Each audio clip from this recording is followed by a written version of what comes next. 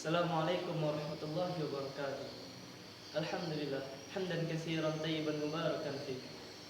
Asyhadu an la ilaha illallah wa asyhadu anna Muhammadan 'abduhu wa rasuluh. Allahumma shalli ala Muhammad wa ala alihi wa sahbihi wa man tabi'a bi ihsan ila yaumiddin. Amma ba'd.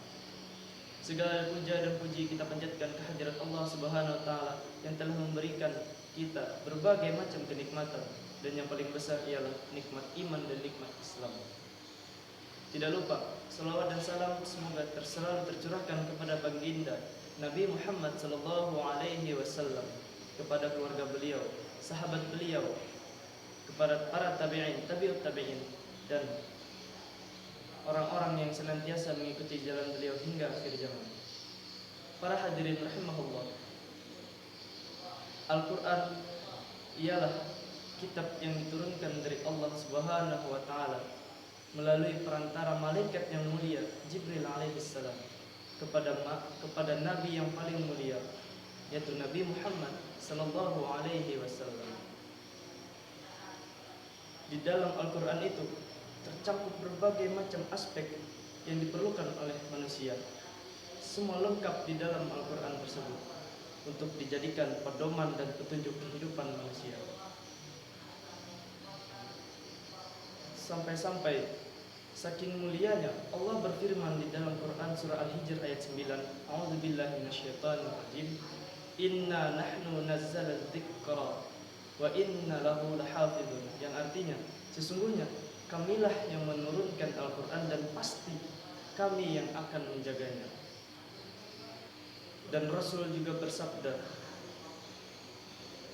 di hadis yang diriwayatkan oleh Imam Al-Bukhari yang berbunyi, khairukum man ta'allama al-Qur'ana wa 'allamahu. Sebaik-baik kalian, kata Rasul, sebaik-baik kalian ialah yang belajar Al-Quran dan yang mengajarkannya. Begitu mulianya Al-Quran. Jadi sudah sepatutnya kita memuliakan Al-Quran dengan adab-adab yang mulia pula. Bagaimana cara kita beradab atau memuliakan Al-Quran? Yang pertama ialah tidak menyentuh mushaf atau Al-Quran itu kecuali dalam keadaan bersuci. Allah berfirman di dalam surah Al-Waqi'ah ayat yang ke-79 yang artinya tidak menyentuhnya kecuali hamba-hamba yang disucikan. Di dalam ayat tersebut Allah mengisyaratkan bahwa janganlah kita menyentuh Al-Quran itu kecuali dalam keadaan bersuci. Karena Al-Quran itu ialah perkataan Allah yang suci, jadi hendaklah membacanya atau mempelajarinya dalam keadaan suci pula. Kemudian yang kedua ialah mengamalkan isi Al-Quran tersebut, dikarenakan Al-Quran itu tidak ada kebatilan sedikit pun di dalamnya. Semua sempurna karena diturunkan oleh Allah yang maha sempurna. Kemudian yang selanjutnya ialah membacanya dengan tartil. Allah berfirman di dalam Quran surah Muzammil ayat keempat, Auzid alaihi warattilil Qur'ana tartila, yang artinya dan bacalah Al-Quran itu dengan perlahan-lahan.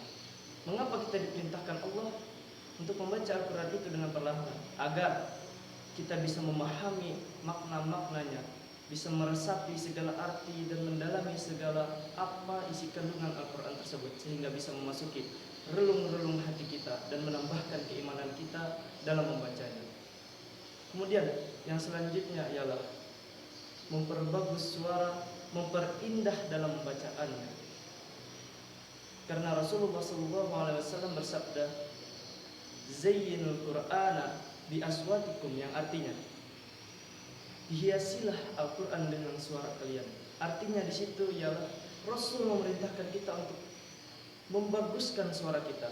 Dan Rasul juga pernah bersabda yang artinya tidak termasuk golongan kami orang-orang yang tidak melakukan Al-Quran.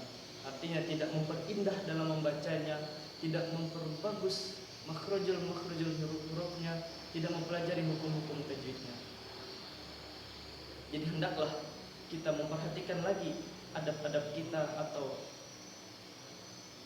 adab-adab kita kepada Al-Quran. Apakah telah sesuai atau kita telah memuliakan Al-Quran tersebut? Demikian yang dapat saya sampaikan. Mudah-mudahan dari yang saya sampaikan ini bisa menambahkan kemuliaan Al-Quran dan menambahkan kita agar kita lebih beradab kepada Al-Quran. Mohon maaf apabila ada salah tutur kata. Akhirul kalam. Assalamualaikum warahmatullahi wabarakatuh.